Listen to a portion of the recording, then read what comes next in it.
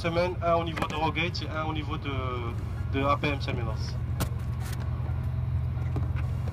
Vous voyez qu'il y a le terminal aussi, un terminal ferroviaire dédié aux conteneurs qui est adossé aux deux terminaux. Donc il y a aussi la possibilité d'importer les conteneurs soit par voie ferroviaire, soit par voie routière. Sans oublier aussi le côté maritime. Il y a une bonne partie de trafic qui part en cabotage entre Tangemet et Casablanca. À chaque année, c'est presque entre 120 000 et 150 000 EVP qui sont échangés entre le port Tangemet et le port de Casablanca, par voie maritime.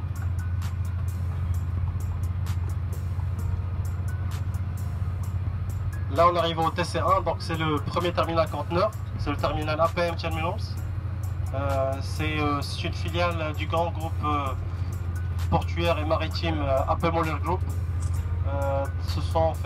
Il a les mêmes caractéristiques que le premier terminal, donc 40 hectares de terre-plan, une même capacité, donc une capacité d'1,5 million.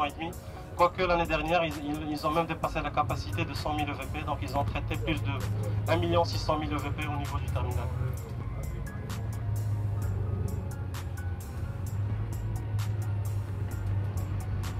Donc à gauche, on a l'accès piéton, donc il y a un accès pour les voitures, les camions, il y a un accès pour les piétons.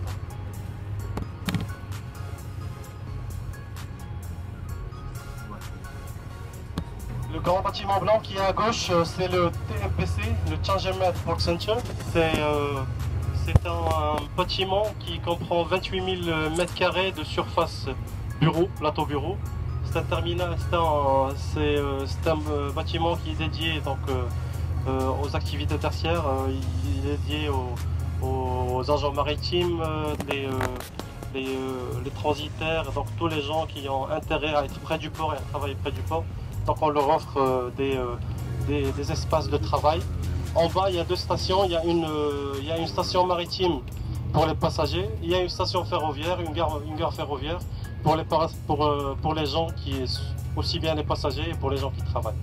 Et à droite, on a les terminaux véhicules. Donc Tangemet, c'est pas seulement un port de conteneurs, c'est aussi un terminal, c'est aussi un port de véhicules. On a deux terminaux. Le premier terminal qu'on voit à droite, c'est un terminal common user. On traite toutes les marques, donc toutes les marques confondues. Il n'y a pas d'exception. Par contre, le deuxième terminal, c'est un terminal Renault. Il est dédié uniquement à Renault. Et il est directement lié à l'usine qui est à 25 km du port. Donc on a une usine ici à 25 km qui a été construite dans le but de construire près de 300 000 véhicules par an. Actuellement, ils sont à 200 000 véhicules par an et la production ne cesse d'augmenter.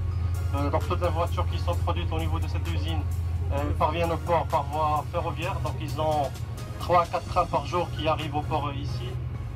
Chargés, chaque train il a à bord entre 200 et 240 véhicules.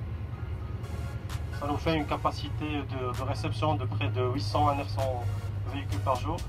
On a 6 à 7 escales par semaine qui permettent d'évacuer la totalité des véhicules produits.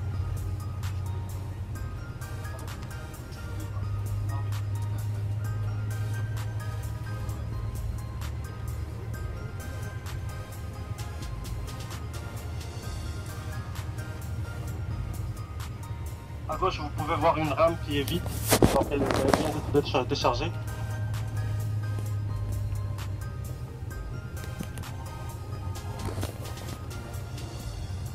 Un train à véhicule, donc il a été déchargé.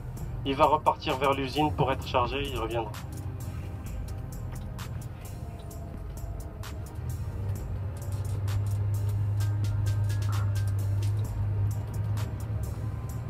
Et ici on est dans le terminal vrac et marchandises diverses. C'est ici qu'on traite toutes les marchandises qui ne sont pas conteneurisées.